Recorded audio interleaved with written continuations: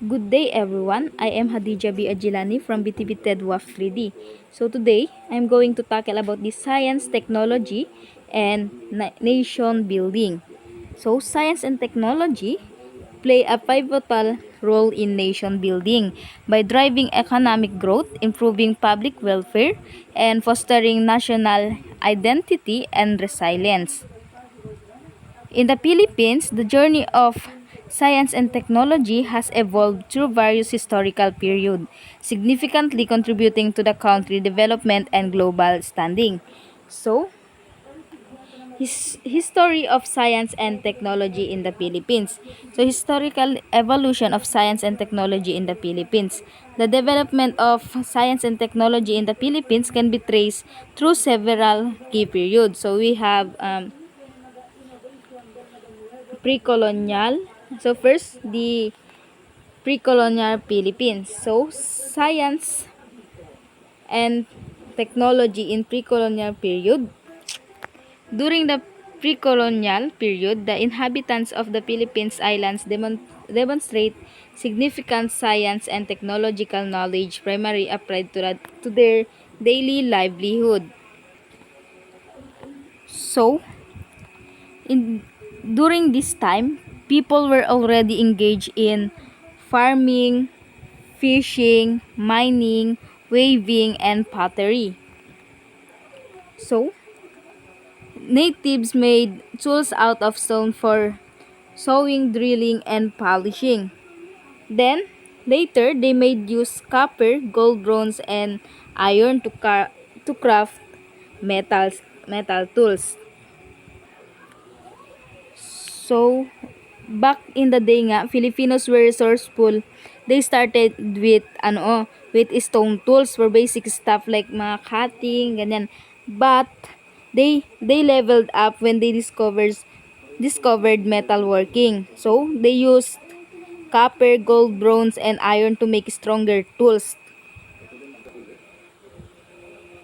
So, in early Filipinos were renowned for their expertise in shipbuilding and seafaring, which enabled them to engage in extensive trade with neighboring regions like Borneo, Malacca, the Malay Peninsula, and China. Then, some product that were exchanged were jars, rattan, and tobacco. So, in the highland, early Filipinos developed sophisticated agricultural techniques. So, they cultivate rice and vegetable in terraced rice paddies. So, this terraced ingeniously utilize spring water for irrigation. Then, the Banyu rice terraces stand as testament to the advanced engineering capabilities of Filipinos during the pre-colonial period. So, the Banyu rice terrace is among the engineering marvels made during the pre-colonial period. So, the next period is the Spanish colonial period.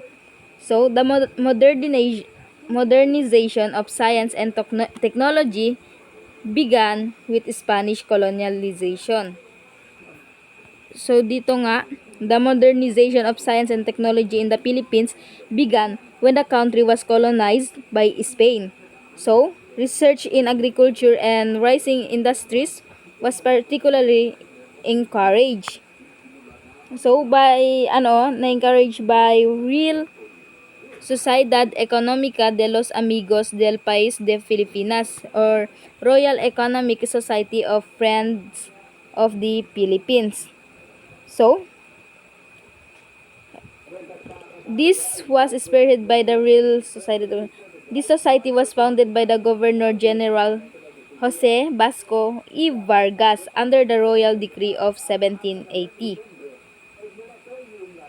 So, the Real Sociedad Económica de los Amigos del País de Filipinas, composed of private individuals and government officials, acted as a modern nation research council, promoting the cultivation of several crops, developing silk industry, provided with funds for experiment and invention, offered incentives for successful advancement in agriculture and other industries.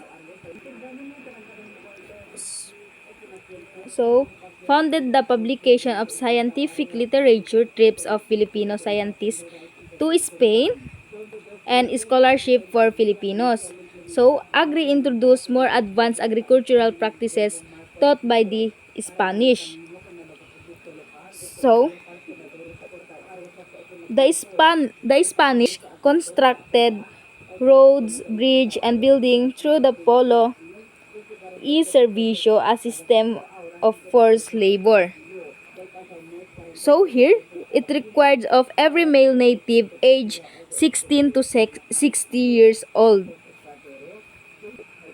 So the modern the modern innovation in like trams, network, electric lights, newspaper, and the banking system in the late 19th century.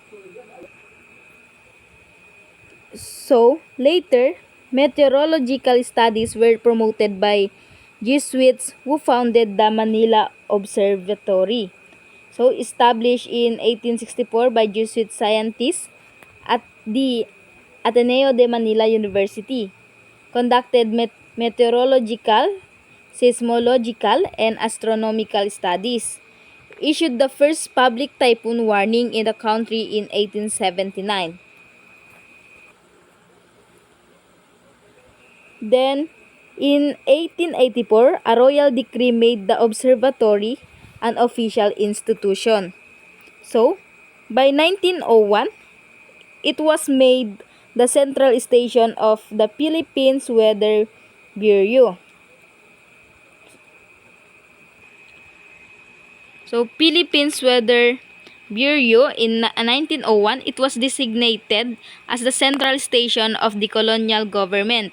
The Manila Observatory remained under American Jesuit scientists and was sponsored not only for meteorological but also for seismological and astronomical studies.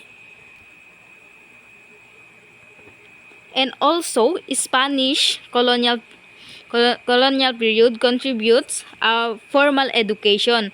One of the most notable contribution was the establishment of college and universities. Like University of Santo Tomas, founded in 1611 by Miguel de Benavides. It is one of the world's oldest Catholic universities. Initially, UST provided space to teach theology, philosophy, and the humanities. Later, it began offering courses in medicine and pharmacy. So, Dr. Leon M.A. Guerrero, one of the first pharmacy graduate of UST. So, he became known as the father of Philippines botany and pharmacy due to his extensive work on medicinal plants and their uses. And also, his studies of medicinal plants were given priority during the Spanish era. So, the opening of the Suez Canal in 1869 made travel and trade easier. Filipinos involved in trade became wealthy and were able to send their sons to study in Europe.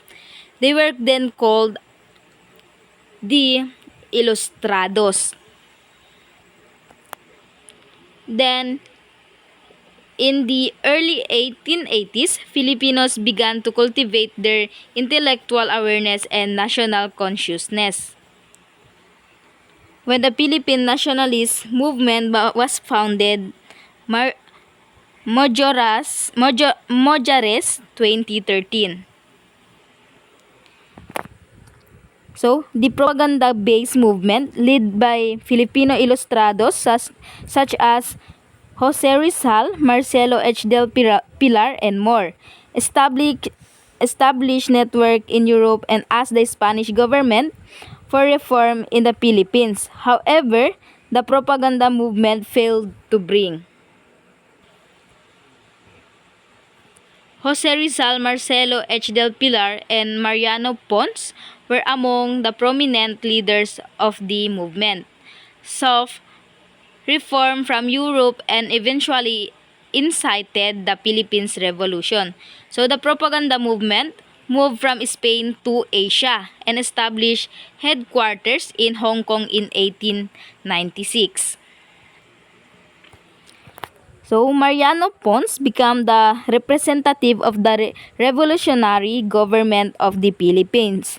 He established connection with Spanish intellectual and wrote the book Question Filipina, una exposición historico